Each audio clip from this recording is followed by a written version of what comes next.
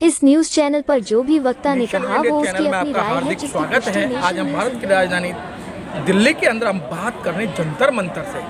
और जंतर मंतर पर आप देख रहे थे महिलाओं की भीड़, महिलाओं की गैदरिंग, ये किस लिए इकट्ठी हुई हैं। महिलाओं के पास समय नहीं होता, घर का काम, दफ्तर का काम, सब जगह से बड़ा मुश्किल से समय निकाल पाती हैं। फिर घर परिवार में जो समय निकालती हैं ना कुछ तो बात है।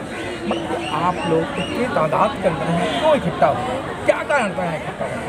आज जैसा कि आप जानते हैं कि आज 16 दिसंबर है और आज से 12 साल पहले दिल्ली की सड़कों में एक बहुत ही निर्मम और बहुत ही दर्दनाक घटना घटी थी।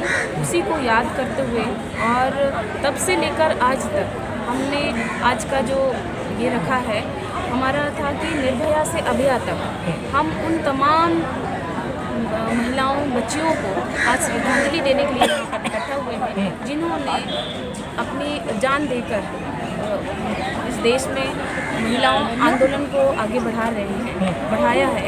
उनकी जो हत्या कर दी गई अपराध के बाद, रेप के बाद, उनको श्रद्धांजलि देने के लिए श्रद्धांजलि देने के लिए आए। मैडम, आज देश तो आज़ाद हुए कम से कम 76 साल हो, आज भी महिलाएं सुरक्षित नहीं हैं। और एक तरफ कहा जाता है कि देश संविधान से चल रहा है। अगर संविधान की बात करें तो दोषियों को माला पहनाकर, घोड़े पर बिठाकर उनका स्वागत किया जाता है। दोषियों को देखिए ना, कितनी शर्म की बात है, कितनी शर्म आनी चाहिए। एक तरफ तो महिलाओं के सम्मान की बात करते हैं, दूसरी तरफ जो है दोषी, बिल्किस बानो के जो दोषी हैं उनको आज़ाद कर दिया जाता है, माला पहनाया जाता है, ढोल मिठाई बांटी जाती है। ऐसा लगता है कि जैसे वो मुजरिम नहीं है, वो कहीं से जंग जीत के आए हैं। और जो 20 साल से लड़ रही है अपने हक के लिए, कितना लड़ी, कितना संघर्ष करी, उसको अपराधियों को जेल के अंदर पहुंचाया। उस अपराधी को आज़ाद करके क्या दिखाना चाहते हैं? ये दिखाना चाहते हैं सारी महिलाओं के अंदर कि देखो, जो मुजरिम है उसके सपोर्ट में हम काम कर रहे हैं। तुम जो लड़ने वाली महिलाओं हो ना, तुम लड़ो मत, तुम घर बैठ जाओ। डराया जा रहा है, डर का माहौल बनाया जा रहा है। और जीता जागता सबूत है ना, देखिए ना कैसे बोलते हैं मोदी जी हमारे, बोलते हैं बेटी पढ़ाओ नारा, इस नारा के साथ आए हैं वो चुनाव में। बोलते हैं बेटी पढ़ाओ बेटी बचाओ। हमने बेटी को भी तो पढ़ाया, पढ़ा लिखा के डॉक्टर बनाया। देखिए ना डॉक्टर बेटी का क्या हाल क्या दरिंदगी की हद पार कर दी। तो ये सरकार क्या दिखाना चाहती है?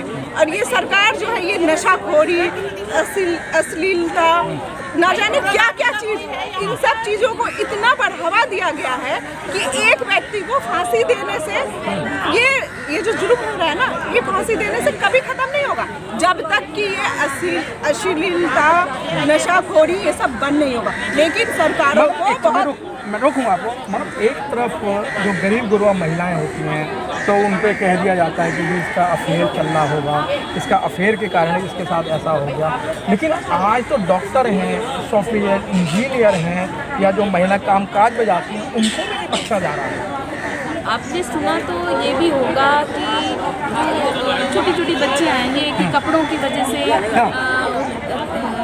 बेढंग कपड़े पहनती हैं, रात को निकलती हैं, फ़ोन में बात करती हैं, इसकी वजह से उनके साथ में गलत हुआ है। लेकिन आप उसका जवाब दीजिए, जो 3 साल की बच्ची है, 2 साल की बच्ची है, 90 साल की बुजुर्ग महिलाएं हैं, जो बुर्खा में हैं, जो साड़ी में हैं, घूंघट में हैं, उनके साथ जब घटनाएं होती हैं तब आपके पास क्या जवाब है? हम ये उन तमाम लोगों से, सरकार से पूछना चाहते हैं जो महिलाओं की, बच्चियों के ऊपर में ये सवाल उठाते हैं कि उनके बेढंग तरीके से कपड़े पहनने से उनके चरित्र पर जब आप सवाल उठाती हैं, तब हम उनसे ये पूछना चाहते हैं कि तब उनके पास क्या जवाब है जब एक छोटी बच्ची के साथ। बहुत अच्छी बात अभी मैडम ने बोला था कि बेटी बचाओ बेटी पढ़ाओ के नारे पे मोदी जी आए, वो सरकार भी बना ली उन्होंने।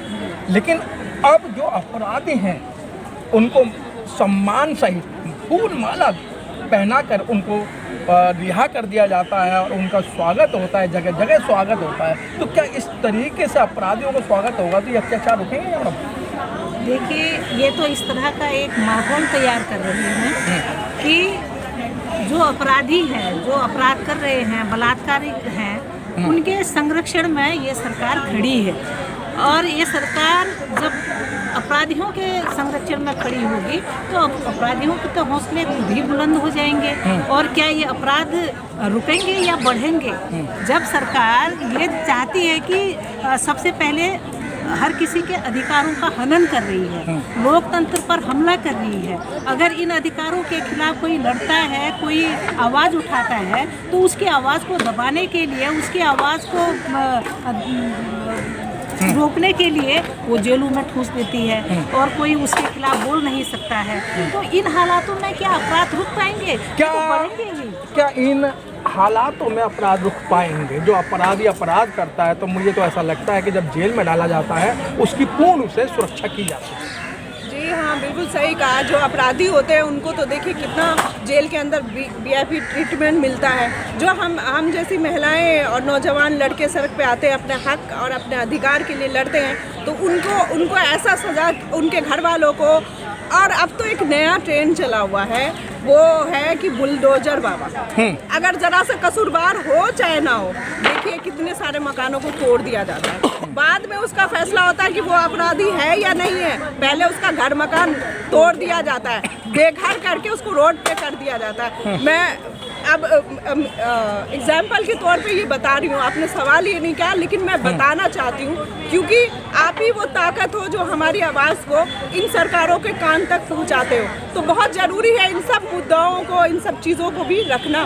जब ये बात उठे तो इन सब चीज़ों को भी रखना। तो हम तो इस टाइम तो बड़े ही परेशान हैं। औरतें तो अपने अधिकार के लिए लड़ी रही हैं। लेकिन मैडम, जब इस तरीके की सत्ता परिवर्तन की बात आती है, सभी महिलाएं जो है जब वोट करती हैं, जब हिंदू मुस्लिम पे आ जाती हैं कि भाई ये मुस्लिम कैंडिडेट है या मुस्लिम पार्टी, हमें सब वोट नहीं देंगे, क्योंकि ना सत्ता परिवर्तन होती है और ना उनके अधिकारों की सुरक्षा होता है। जी, यही तो आज समय की मांग है कि इस चीज़ को लेकर हमको सोचना चाहिए, चाहे वो किसी भी तबके का हो, किसी भी जाति धर्म का हो, उसको ये सोचना ही पड़ेगा। आज यही चीज़ हमारे सामने सबसे बड़ी आकर खड़ी हो गई है कि जब चुनाव आता है और चुनाव के बाद जब फैसले आते हैं पूरे पलट जाते हैं, और उससे पहले जो लोग समस्याएं झेल रहे होते हैं, तब उनकी समस्याएं किसी भी धर्म से अलग नहीं है। उनकी समस्याएं चाहे महंगाई को लेकर हो, बेरोजगारी को लेकर हो, चाहे सुरक्षा को लेकर, महिलाओं की सुरक्षा को लेकर हो, एक है।